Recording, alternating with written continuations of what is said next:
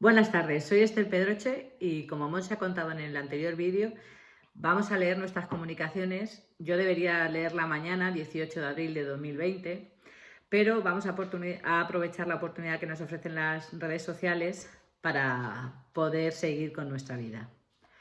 Mi comunicación se llama Feminismo y Posmodernidad, el feminismo hoy. Feminismo y posmodernidad. El feminismo, como toda la modernidad, ha sido cuestionado desde posturas posmodernas, en tanto que representa un universalismo ético, y son precisamente estos universalismos los que han sido problematizados y puestos en tela de juicio por todas las corrientes posmodernas, tengan raíces marxistas, psicoanalíticas o lingüísticas. En definitiva, la posmodernidad vino a derribar los metarrelatos y a instaurar relatos parciales, relativos y siempre revisables. Esto ha traído consigo que ahora tengamos que preguntarnos si el feminismo, como un universalismo ético que es, tiene sentido después de la posmodernidad, es decir, si la crítica posmoderna afecta también al feminismo y a su agenda. Hoy hay quienes defienden que en el seno del feminismo hay una serie de debates abiertos. Hablan del sujeto político del feminismo, de la existencia de muchos feminismos, la renuncia a la igualdad y la apuesta por la diversidad. Incluso hay quienes defienden que la prostitución debe ser entendida como un trabajo más y por lo tanto debe ser regulada por el Estado. A mi juicio, es muy discutible que estos debates existan realmente dentro del feminismo. Más bien, ha interesado introducirlos desde fuera, como caballos de Troya, para intentar desarticular un movimiento social y una teoría filosófica y política que cuestiona el sistema desde su raíz. Estos ataques que se han introducido dentro del feminismo han utilizado los conceptos elaborados por la teoría feminista dándoles otro significado, pervirtiendo así la reflexión feminista y desvirtuando el fin que el feminismo persigue, abolir el género y acabar con el patriarcado. Por ello, hoy más que nunca es absolutamente necesario que nos esforcemos en conceptualizar bien para así poder politizar bien, como ya nos enseñó la maestra de maestras Celia Amorós. Nadie puede negar que el feminismo y la posmodernidad tienen en común su lucha contra las esencias. El feminismo nace contra el destino biológico que el patriarcado había reservado a las mujeres y denuncia la esencia femenina como una impostura. No obstante, frente a la posmodernidad que desemboca en el relativismo moral, el feminismo siempre ha representado un universalismo ético, una ética de mínimos universalizable que se instaura plenamente en la tradición filosófica y política de los derechos humanos. Por ello, aunque considero acertadas ciertas críticas posmodernas, el feminismo sigue siendo legítimo como universalismo ético y no puedo hacerme ya sobre él ninguna de las críticas posmodernas, porque no hay eurocentrismo ni dogmatismo en mantener que las mujeres somos seres humanos. El feminismo nunca ha defendido ninguna esencia. Lo que ha defendido y defiende es que las mujeres somos seres ontológicamente iguales a los varones, es decir, seres humanos, y por tanto tenemos que tener los mismos derechos. Además, el sujeto mujeres incluye la diversidad que tanto gusta a la posmodernidad, puesto que no hay una mujer igual a otra. Tampoco hay un varón igual a otro, y eso no ha impedido que los derechos humanos se apliquen a todos los varones. El feminismo solo exige que los derechos humanos también se apliquen a todas las mujeres. Así las cosas, y dado que el patriarcado sigue vivo, la igualdad real entre mujeres y varones no se ha conseguido y la agenda feminista sigue pendiente, cabe preguntarse, ¿tiene sentido seguir adelante con el proyecto ilustrado que el feminismo representa a pesar de la crítica posmoderna de la Ilustración? Punto 2. Contrato sexual y contrato social. Las reivindicaciones feministas nacen en la Ilustración, pero la opresión de las mujeres es mucho más antigua. Pensar sobre el origen y el porqué de esta opresión es tanto como pensar en el origen del patriarcado. Ponerle nombre es importante porque permite reflexionar y pensar en un mundo sin él. Carol Pateman puso de manifiesto que el contrato sexual es anterior al contrato social y es el que fundamenta la sumisión y opresión que sufrimos las mujeres.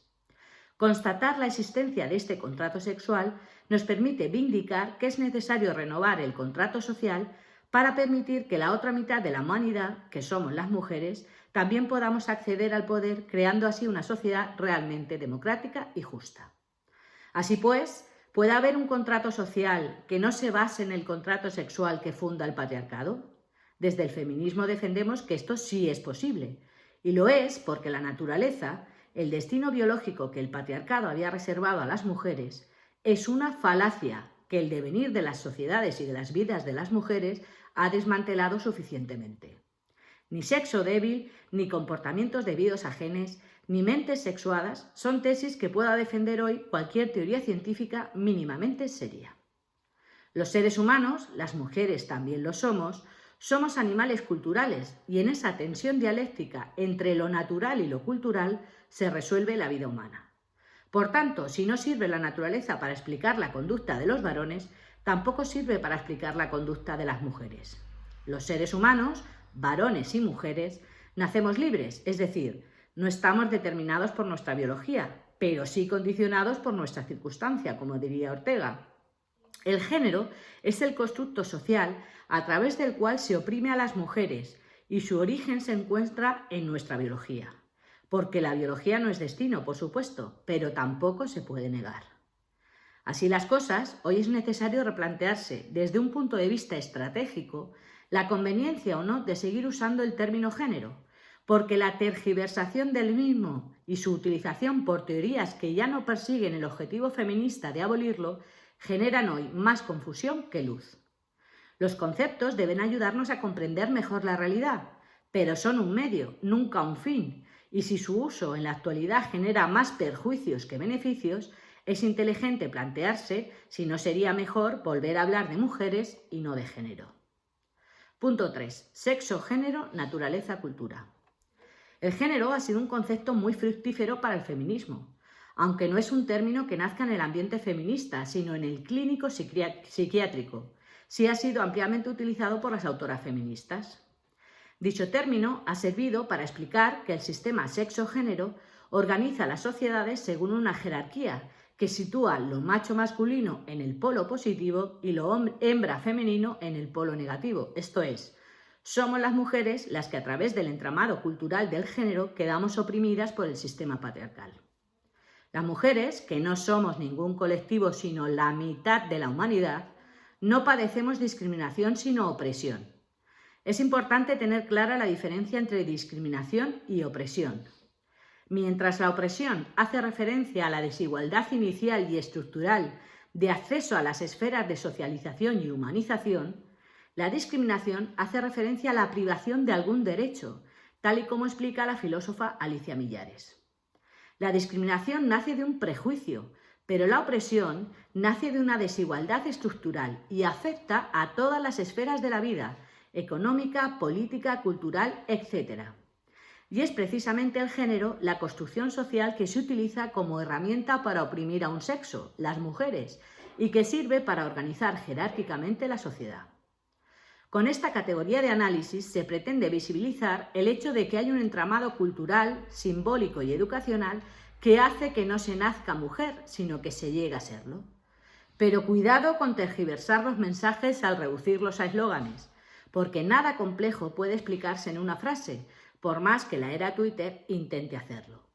Así pues, analicemos el concepto y sus implicaciones y veamos la necesidad o no de seguir utilizando un término que a todas luces se ha vuelto problemático y hasta contraproducente para la lucha feminista. Como nos explica Sheila Jeffries, el cambio de denominación de estudios de la mujer a estudios de género se produjo cuando las universidades tuvieron que responder a los accionistas y hacerse rentables. En ese momento, las teorías del género, como lo llama Rosa María Rodríguez Magda para diferenciarlo del feminismo, empezaron a crecer como la espuma dentro de la academia. Las teorías del género, que conocemos como queer, de Judith Butler o Paul B. Preciado, hablan de la multiplicación de los géneros y elevan una categoría de análisis social a una categoría identitaria. Sus filosofías son puras teorías del deseo subjetivo e individual y por ello no pueden ser calificadas como feministas, porque el feminismo siempre es un proyecto colectivo, es decir, político. Es más, al considerar el género como categoría identitaria, olvidan el fin con el que nació este concepto, señalar la estructura social que se impone a las mujeres por haber nacido mujeres y que justifica su opresión dentro del sistema patriarcal. No es pues el género algo elegible, más bien es la justificación de la opresión de las mujeres y nadie elige ser oprimido o padecer la opresión. Citando a Gerda Lerner, el género ha sido el principal responsable de que se asignara un lugar determinado a las mujeres en la sociedad. Por ello, el feminismo tiene como objetivo final la abolición del género, nunca su multiplicación, su reapropiación o esencialización. Si desde su nacimiento el feminismo se opuso a cualquier definición de mujer como esencia natural, tampoco puede hoy aceptar que ser mujer se defina como una esencialización de estereotipos sociales, ni tampoco como resultado de una elección individual, que es lo que pretenden hacer con el concepto mujer las teorías queer. Ni la mujer como animal, como sola biología, ni la mujer como puro constructo histórico-cultural o yo volitivo.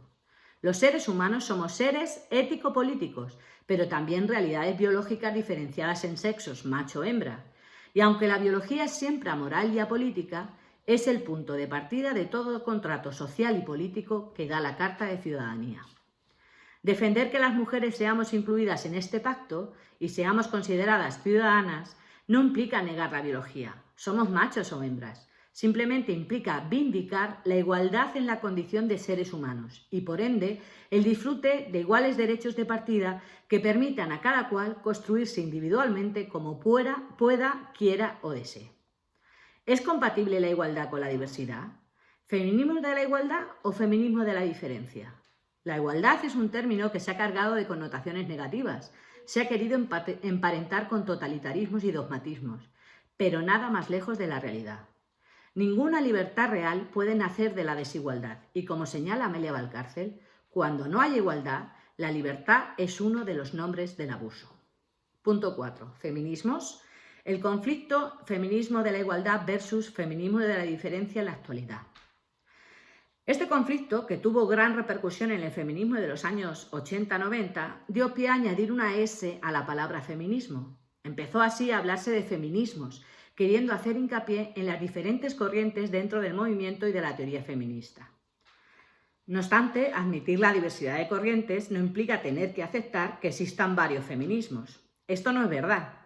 El feminismo tiene un corpus teórico, una genealogía, una agenda y una vanguardia, aunque está abierto al debate y a diversas corrientes. Pero admitir que cualquier cosa cabe dentro del paraguas feminista es diluirlo, porque no se puede defender A y no A, y pretender que dos posturas contradictorias sean a la vez feministas.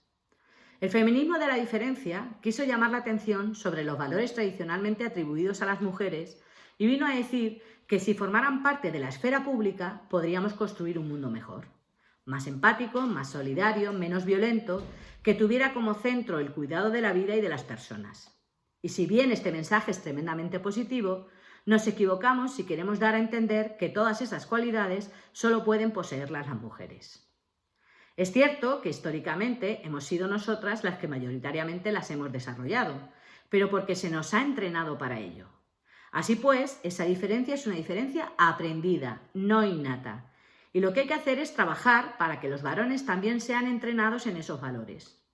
Precisamente, como esos valores son importantes, porque son humanizadores, deben pasar a formar parte de la esfera pública y política y de todos los seres humanos, sean varones o mujeres. Quienes hablan de que hay que feminizar la política vuelven a equivocarse. No se trata solo de que haya más mujeres en la esfera pública y política. Se trata de introducir en el discurso político lo que tradicionalmente ha sido considerado femenino y por ello irrelevante, cuando en realidad son valores que hacen del mundo un lugar mejor.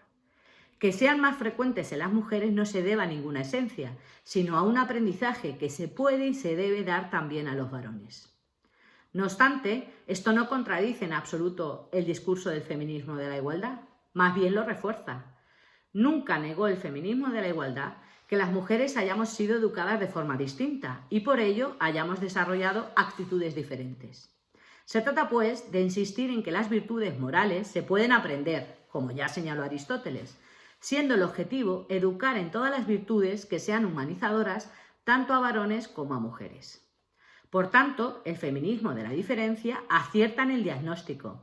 Lo que tradicionalmente ha sido considerado femenino también tiene valor y por ello hay que introducirlo en la vida pública, no solo en la privada. Ahora bien, se equivoca cuando rechaza la conquista de la igualdad como objetivo feminista, porque solo desde una posición de igualdad podrá aceptarse que esos valores son humanizadores y, por tanto, valiosos para toda la humanidad. Llegados aquí, es importante señalar que aquel debate que no terminó de resolverse en su día reaparece de nuevo. Lo que en su día se llamó diferencia, hoy se cataloga como diversidad. Y apoyándose en que las mujeres somos diversas, se pretende justificar la disolución del sujeto político del feminismo.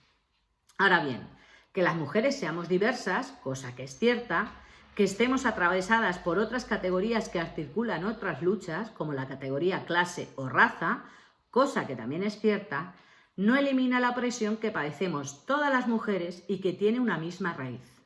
Es más, todo esto viene a reforzar la tesis de la interseccionalidad que siempre ha defendido el feminismo y, a su vez, pone de manifiesto la necesidad de una alianza estratégica con otras luchas políticas.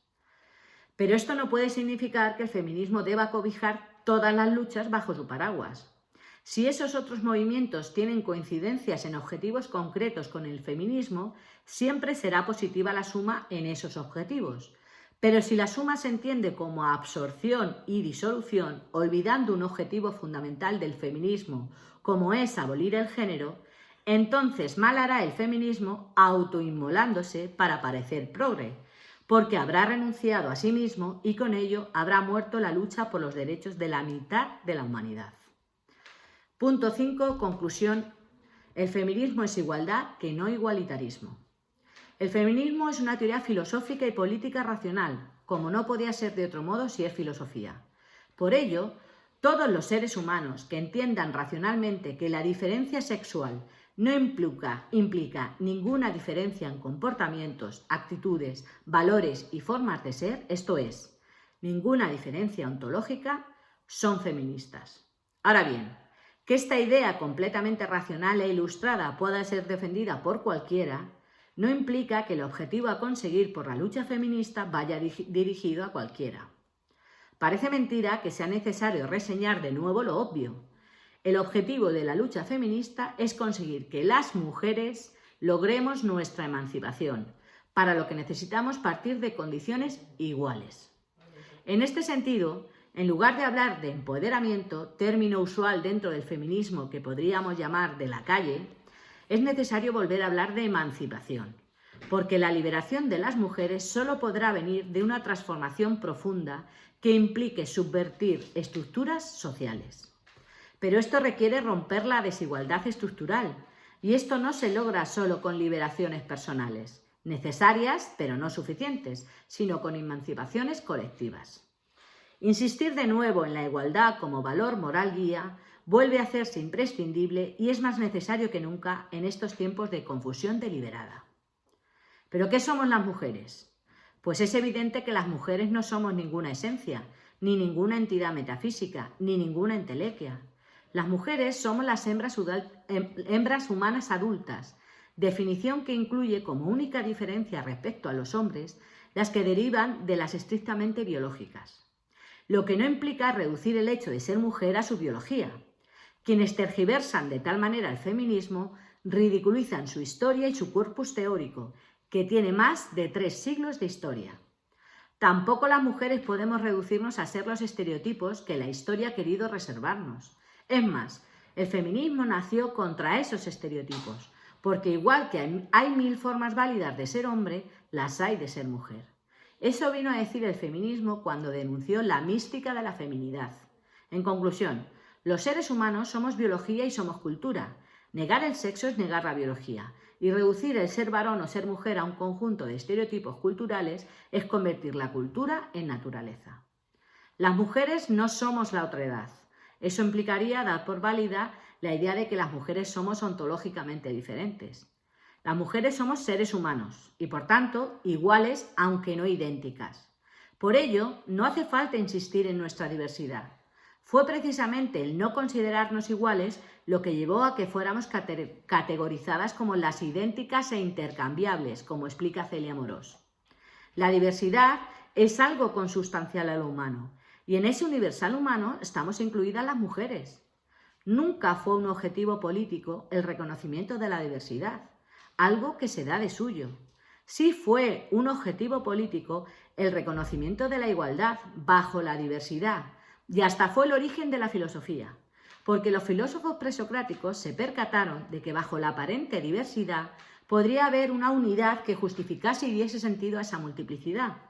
Así pues, el arjé feminista no es más que la igualdad ontológica que lleva vindicando la lucha feminista desde que nació en la Ilustración. Libertad, igualdad y fraternidad, el viejo lema ilustrado, se transforma gracias al feminismo en libertad, igualdad y sororidad. Libertad, no solo empoderamiento, que es algo individual y personal, sino emancipación de las mujeres. Igualdad, que no igualitarismo. No hablamos de igualdad en el punto de llegada, sino de igualdad en el punto de partida. Tampoco el marxismo habla nunca de igualdad en el punto de llegada. Entiende que los hombres son diversos, pero deben ser iguales en su condición de ciudadanía y de acceso a los medios de producción y al poder. Sororidad. Frente a la fratria masculina que fundamenta el pacto sexual de acceso al cuerpo de las mujeres, reivindicamos la sororidad entre las mujeres. No por ser mujeres, sino porque compartimos igual opresión fundamentada en el sexo con el que nacemos y que ha originado un mundo de idénticas y no iguales. Por tanto, más cátedras de estudios feministas y menos de género. Más estudios que sigan revelando que la diferencia sexual no es excusa para la diferencia política, aunque la diferencia sexual sea innegable y por ello siga siendo necesario diferenciar por sexos los síntomas de las enfermedades, el acceso al poder político y económico y hasta el disfrute sexual y del espacio público. Más igualdad y más acciones políticas positivas para erradicar la desigualdad estructural de la que partimos las mujeres. Así pues, no al borrado de las mujeres y sí a la necesidad de seguir vindicando derechos ligados al sexo, porque el mundo en el que vivimos es fruto del patriarcado, es decir, un sistema ligado al sexo y que nos ha excluido a nosotras de las esferas sociales, políticas y hasta humanizadoras. Así las cosas, el objetivo es reivindicar lo universal humano, que no es lo masculino, como ha pretendido siempre el patriarcado.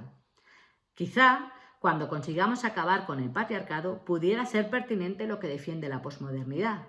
Habría acabado entonces el feminismo, pero también la opresión de las mujeres. Ojalá y llegue pronto ese día. No obstante, hoy día, el patriarcado sigue vivo. La opresión de las mujeres por nacer mujeres sigue siendo una realidad y por ello sigue siendo necesario un movimiento político que vindique los derechos ligados al sexo, esto es, sigue siendo necesario el feminismo. Ni mujerismo ni generismo, feminismo siempre. Muchas gracias.